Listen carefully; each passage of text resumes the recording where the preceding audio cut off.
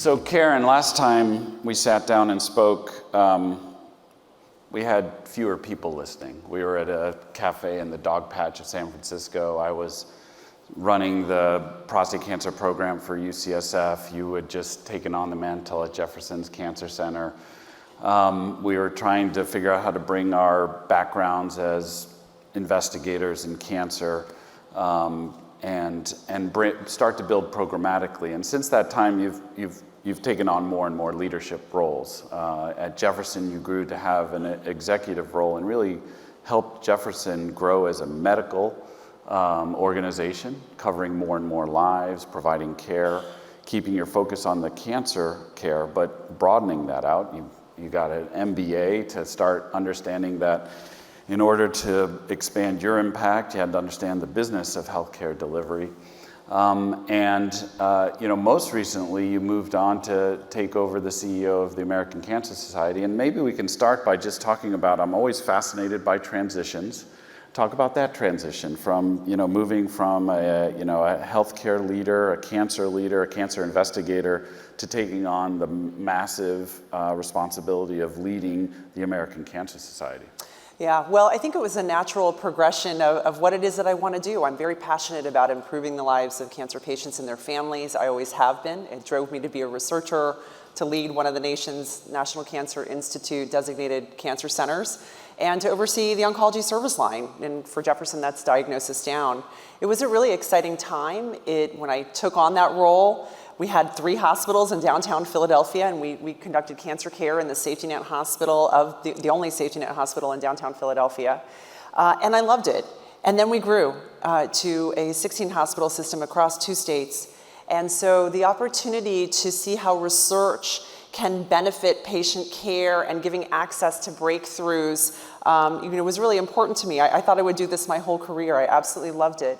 But all along the way, the American Cancer Society was a phenomenal partner for me. So when they knocked on my door and asked me to take a look, I knew a lot about the organization. I know much more now, obviously. But it is the case that it was an opportunity to take that desire for an impact and spread it nationally. So, the way that we in this current era of the American Cancer Society are fashioned is to drive toward a single goal, and that's to end cancer as we know it for everyone. Those 8 words drive everything that we do.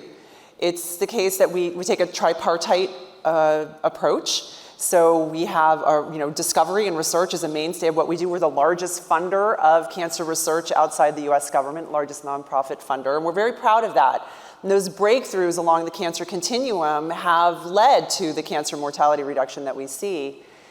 But it also informs advocacy, because this is where access comes from. So, a second pillar of the American Cancer Society is our Cancer Action Network, a 501c4, where we work in all 50 state capitals and also at the national level to push for policies that help cancer patients and families. And while those are intertwined and they work together so well, at the end of the day, too many patients fall through the gaps. And we're focused on that through our patient support pillar. And this is where we work in 5,000 communities across the country, including here in San Diego, to provide patient education, navigation, transportation, lodging, and prevention and screening programs. And just the patient support component alone touches more than 55 million lives per year. So I love what we do, working with health systems, and partners like Illumina and the biopharma sector are integral for us to do what we do every day to work toward that ending cancer as we know it for everyone. Yeah, and picking up on that research mission, certainly you had a personal research mission. You ran an exquisite lab focusing on RB biology and prostate cancer and understanding the mechanistic elements of that. And then now you're leading a massive research and funding organization that's focused across types of cancer. We've talked a little bit ahead of time. Oftentimes those discoveries, whether it's made in the lab, at a cancer center, to have true impact, they have to get to patients. And there's this, valley of death where you get the early insights, the early translation, but it never gets into really implementation and impacting care truly. American Cancer Society clearly has a role to play there. You've talked about the pillars. Maybe how do you see the different ways to really bridge that, to bring the best insights and discoveries to patient care. Yeah, such an important question. And that valley of death has been a source of frustration for me, personally as a researcher. To get trials up and going required a lot of sweat equity at ASCO, running around and trying to find someone to support the concept, which I felt very fortunate to do in my own work. But also as a cancer center director, to see so many ideas stop at the concept of ready for a trial, or a trial that would be supported that would give a treatment agent, would give what we call drug no money, right? So you can conduct the trial, but at the end of it, you won't know who benefited or why, because the scientific correlates weren't picked up. So we have two approaches at ACS that we're trying to utilize to bridge that gap, and they're complementary to each other, but can run distinctly. One is through the research mission, to specifically fund clinical correlates of trials so that we can take trials that have less of an opportunity to tell us the why someone responds, and fund the science behind it. And that's run through our Chief Science Officer, Bill Dayhut, who's just phenomenal and brings a vision from the National Cancer Institute, which is where I had recruited him away from. But the second component is probably less traditional, and we have an impact investment fund called BrightEdge. BrightEdge is specifically intended to allow the American Cancer Society to invest in the early stage of new concepts across the cancer continuum. It could be a treatment regimen, it could be a prevention and detection strategy, but we'd like to support not only the investigators whose research we have funded that we think is promising, but truly the best and brightest idea. And for BrightEdge, we ask for two things. One is there a direct line for this new idea, this new concept, be it genomics or AI or what have you? If it's successful, could it help a cancer patient or their family? If yes, then move forward. Yep. And then secondly, of course, the investment assessment becomes the second part of that conversation.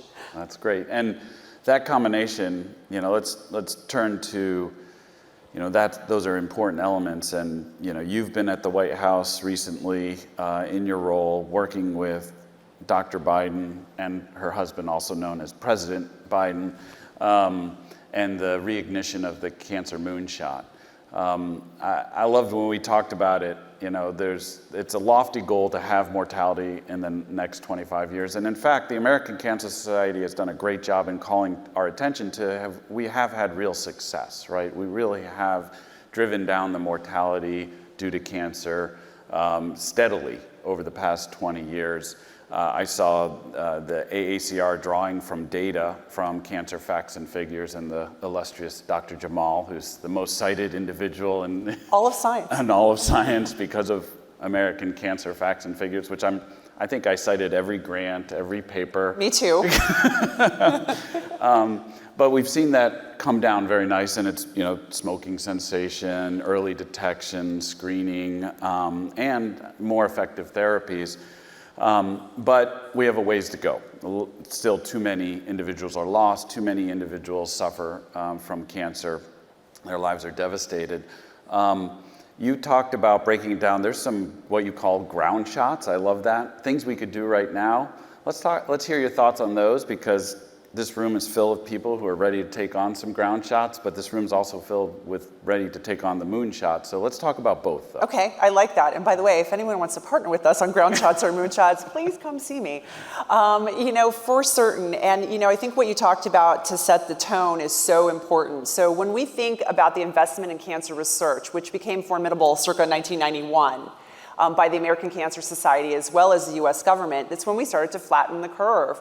So we saw initially a 0.5% decline in cancer mortality year over year. We hit a 1%, and this last year was the first year we hit a 2% decline. All that state of truth about cancer mortality and cancer incidence and trends, it all comes from us every year. It's part of what our own scientific team does within the American Cancer Society and commits to the nation. So we're heartened by that. And President Biden has said that further reduction in mortality is a goal. And I think that we can make that. It's an achievable moonshot.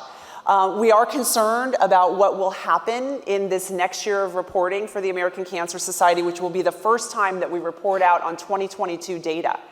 Because of the lack of screening that happened during COVID, we are very likely to start to see a shift in diagnosis to later stage disease. We're already seeing this anecdotally. The data will roll out next year.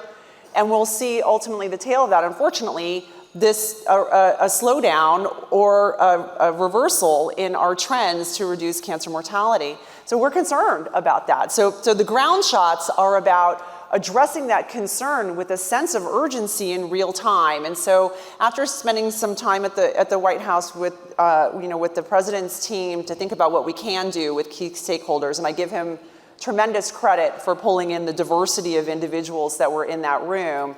Myself and Dave Fredrickson from AstraZeneca, put together what we thought we heard. What were those ground shots? And they were really 4 things.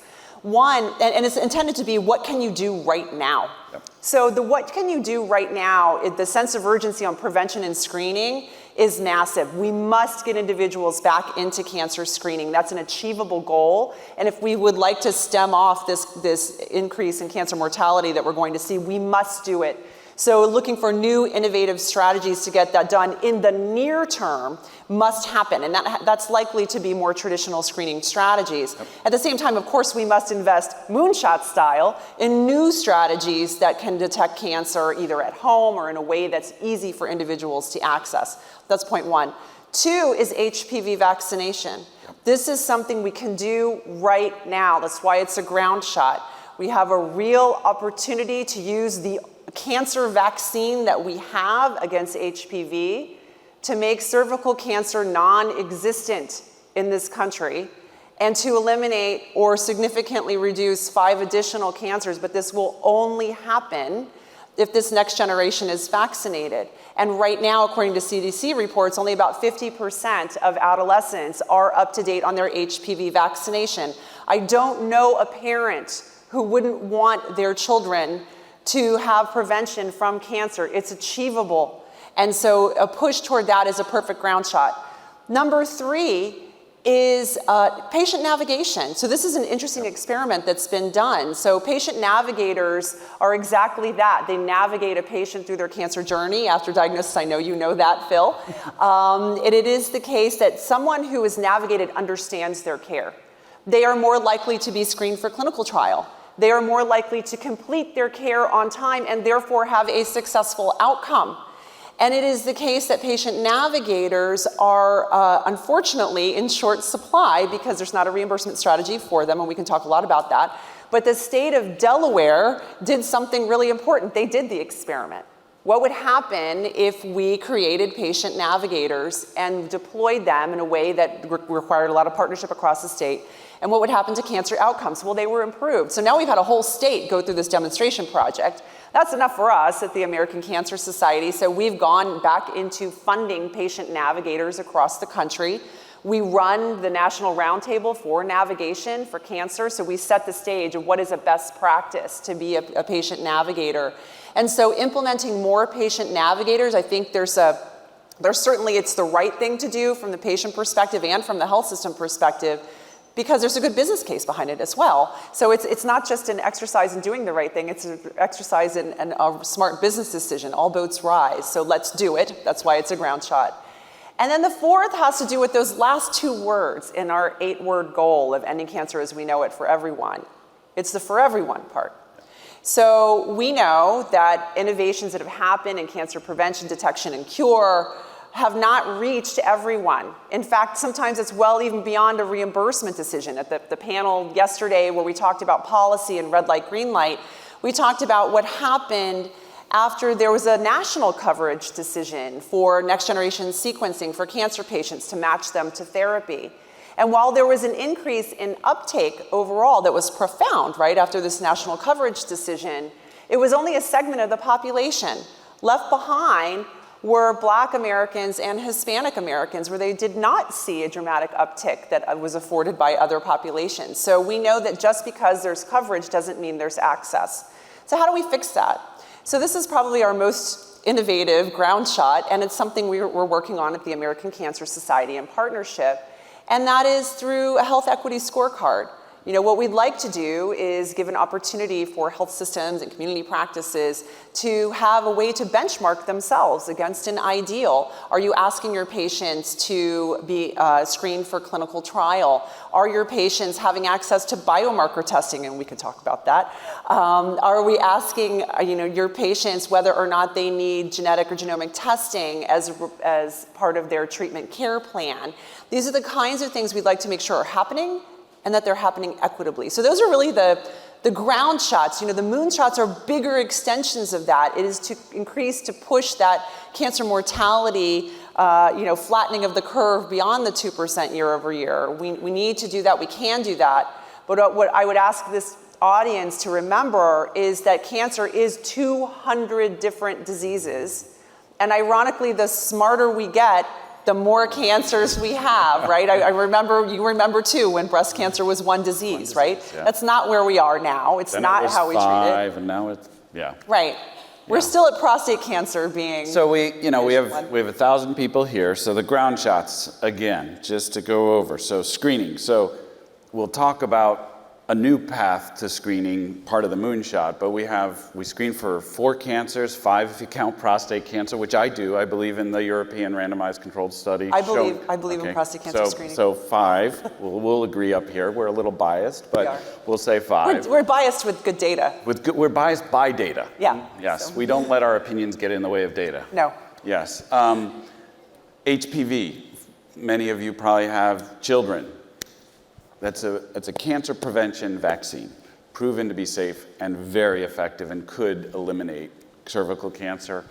Navigators, someone who's had cancer, gets diagnosed with cancer, you yourself, make sure you engage with the navigator. We've done a great educational program with our medical affairs team and the ACS navigators, bringing them more information. They were hungry for information about genomics. And they need to know it in order to be an effective Absolutely, they get a lot of navigator. questions about that. And then equity, make sure you keep your own scorecards. Are you addressing equity in your daily life? So let's talk about moonshots now. So you mentioned screening. Obviously, at Illumina, we're aware of screening. We're aware of multi-cancer early detection tests. It'd be great to hear your perspective on them. Yeah, we're very excited about the promise of multi-cancer early detection tests. Certainly we are amongst those who want to understand the clinical benefit and deploy accordingly. But we understand that this is where the field is going. So in advance of that, we're trying to not make mistakes of the past where there's been a cancer innovation, but then access is limited because there's not a pathway toward reimbursement. So my advocacy arm, again, fed by data, is working very hard on a bill that is likely to be considered this year in both the House and the Senate on creating a pathway for reimbursement for MCEDs, again with the concept of when there's FDA approval and clinical benefit that there'll be a clear pathway toward reimbursement so that we're not making the mistakes of the past. And illustrating, I think, the reason why this is so important is something that, if you were in the red light, green light panel yesterday, you heard me talk about, that played out just yesterday here in the state of California. So, we talked about biomarker testing and matching patients to therapy based on biomarkers. Well, many of the new approvals for oncology agents require or recommend a biomarker in order to match patients to therapy. For this, the clinical benefit's been shown. The data are clear. So it's a little bit ahead of where some of the work with MCEDs is right now, but MCEDs are going that way. So you would suspect that if this were the case and it's FDA approved, that there would be access to this. But in fact, the data told us through our patient support pillar that actually it was not. That people were not being asked to undergo biomarker testing so that they can be matched to therapy. And the why became a reimbursement answer. So we started to go state by state, as we do sometimes in our advocacy arm, to advocate toward reimbursement. And we had 4 states say yes and sign that into law. We had none say no. And I was hoping that yesterday I was going to be announcing that California was going to be the 5th yes that was vetoed by Governor Newsom's office. So I get concerned.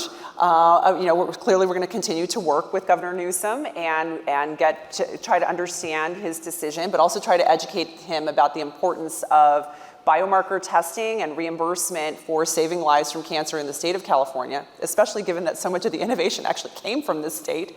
But it is the case, which is ironic, but it is the case that we don't want to see something like this happen with MSEDs or new strategies toward prevention. So it's part of my commitment to you as a stakeholder community interested in reducing the burden of cancer, is that we will start to look ahead of those new technologies as they come to make sure that there is a pathway for access, whether that's reimbursement or education or all the above. Yeah, and it's interesting. I'd love to have you share some of your thoughts with us as far as that advocacy area, because we were both in the lab. You go through your scientific method. Some experiments work out, others don't. You rearrange you get your hypothesis, you test it, you revise, just like Bill Gates said, the scientific method, and you're used to disappointments and setbacks where you have to change your thinking and change your approach or your hypothesis. Advocating for policy change, as you have this incredible engine building science and you're supporting it as well as the NIH and many. Science is building, information's gathering. You're going to be amongst the few who can really see what is possible, and now you have to bring that to lawmakers who have different backgrounds, different priorities. And American Cancer, I did not know that you had, state advocates in all 50 states, that, you have the ACS CAN, that you've always had to advocate for, elements, your lab, your cancer center, your health center, but how different is this? And talk about that activity that you've taken on as CEO of ACS. Yeah, so the way that ACS is fashioned, so we are a 501c3 across the entire country, but we have underneath there a 501c4, and that is our advocacy arm. And that's what allows us to have advocacy in all 50 states and in Puerto Rico. For me, it is it's the ultimate way that we give access to individuals, and the approach that we take to advocacy is to devote. We obviously can't take on everything. It's again got to fit that, would this help a cancer patient or family? It has to, we do a feasibility assessment, what's reasonable, what's a high priority and what's reasonable. Can we afford it? Can we galvanize the community around it? Is it important? But it is the case that so much of access challenges come from state level policy that we really must have activities in all 50 states. And if I can, I'd love to give a quick example about a standout that was a wonderful surprise for me as CEO and someone who's been in oncology for a long time. The first time I went to Puerto Rico. So when I went to Puerto Rico and I met with our team there, we were looking at what are the problems of cancer in Puerto Rico. And I saw something that nearly made me fall off of my chair. You might fall off of yours. Okay, I'll hold. So when I looked at, hold on, buckle in. When across the country for years, my entire career, your entire career, the number one leading cause of death for men and women in this country from cancer is? Lung cancer. Okay, so when I was in Puerto Rico and I looked at the cancer incidence and trends, I said, there's an error on your slides. Where's lung cancer? It was number 2 for men and women. I'm holding on. Yes. Number 2. And that actually turns out to be correct. So it was the first time I realized there was anywhere in the United States of America, that there, in this case Puerto Rico, territory, where lung cancer had been unseated, dethroned from being the number one leading cause of cancer death. And the reason was advocacy. The reason was that the advocacy team had pushed so hard for legislation that made smoking and combustible tobacco products so inhospitable that truly in Puerto Rico, one of the only places that you can have a cigarette is in your own home. You can't do it on the street, you can't do it anywhere else. Taxes were also levied that feed back into the cancer programs in Puerto Rico on this. So if you ever wanted to do the experiment of what would happen if there was a profound reduction in cancer, in cigarette smoking, could we actually reduce lung cancer from being the number one leading cause of cancer death? You've already seen it. And Puerto Rico was a living laboratory. And here's the other thing about Puerto Rico that also just floored me in a really positive way. We talked about the fact that HPV vaccination is only at 50% writ large in this country. In Puerto Rico, it's 90% uptake. Amazing. So they will be the first part of the United States of America that actually has a chance to see cervical cancer eradicated. So I love this, and that also came from an advocacy effort within Puerto Rico to educate and partnership with our patient support team to educate about why this can get done. So if we can do it in Puerto Rico, we can do it anywhere. And so it's one of the real joys for me in this organization of taking what really is working in one geography and porting it over to another. And in advocacy, so often that's the case. Yeah, that's awesome, and it really... Pretty great, right? Pretty great, yeah. To see that kind of, I mean, you know, smoking cessation is so critical. Yeah. Thank you. My team is gonna love that. Thank you. And so that's a great success. And, you know, I want to toggle to equity, and you mentioned it. For all is the last statement in your mission as American Cancer Society. You mentioned it as a ground shot, and you know certainly there's things we can do today. But you know, in the United States, we have systemic disparities. We have social distances within communities where people living next door have marked disparities with their access and support from the healthcare system. We are not going to have mortality in cancer unless we find major ways to change that. And I know you've already mentioned that's a big part, but what are some of the moonshot things? What are some of the translational? I saw an abstract that was at ASCO this year where, and it comes down to trust, and I'd love to hear your thoughts on this, where they had an educational video for patients about their disease and making recommendations. And the study was they had educators in the videos of different skin colors, and then they had patients of different skin colors. And they said, okay, and they asked questions about trust. And if you know, the educator looked more like the person they were talking to, there was more trust, even though it was the same script and they chose people with very similar mannerisms. So, you know, we know some of the solutions, you know, there's still a lot we have to learn. How do we make sure that as we drive to this moonshot, we bring everybody along? Yeah, there's so many components to trust. There's so many components to health equity. Some of the barriers to care right now are not sexy. It's because I don't have a ride. It's because I don't want to lose my job, so I can't come to the infusion center 5 days a week.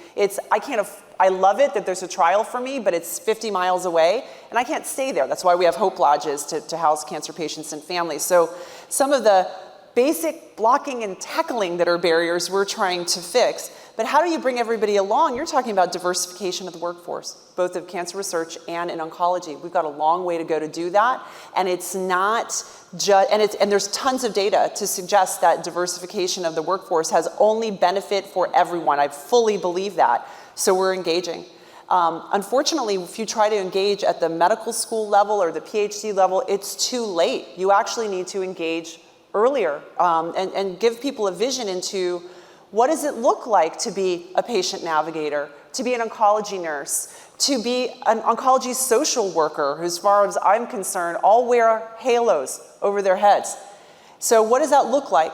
So we've engaged through funding of research programs and summer programs with, as a start, multiple of the HBCUs across the country so that we can start to get more diversity of interest into all aspects of the cancer care and cancer research continuum. That has to be a moonshot because that won't turn overnight. It's not as simple as there are these people in the pipeline that just aren't advancing. It's just we've got to get more people engaged into what does it look like to want to be a researcher, an oncologist, yep. A leader in Illumina, a head of a major cancer charity.